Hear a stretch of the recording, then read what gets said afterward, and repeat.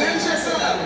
ركلة الترجيح الأولى، هنا تعوات وهنا ياسين وهناك حمد.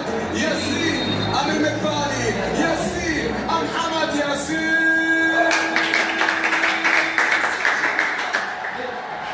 إبراهيمي لا يضيع في وسط المرمى.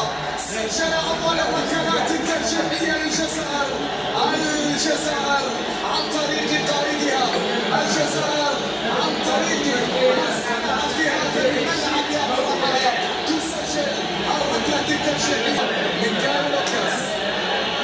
كارو لوكاس للإمارات، كارو أمام الشعار، كارو أمام الشعار، شعار كارو، شعار كارو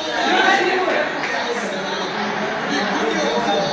كارو وضع الكرة في المرمى بكل هدوء. كارو حط الكرة في الشباك ليسجل المنتخب الإماراتي ويعدل النتيجة في ما بعد ياسين. هناك ياسين آخر، ياسين والمقبالي. ياسين بنزية المقبالي تصدى، المقبالي رفض، المقبالي تعلق، المقبالي تعلق ليتصدى للركلة الجزائرية الثانية للمنتخب الجزائري. ياسين بنزية على يمين المقبالي.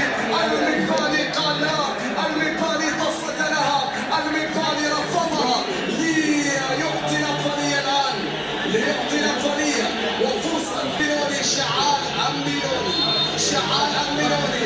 ميلوني على التنفيذ بالركلة الترجيحية الثانية للمنتخب الإماراتي. هنا ميلوني، التركيز، التفكير، التسديد.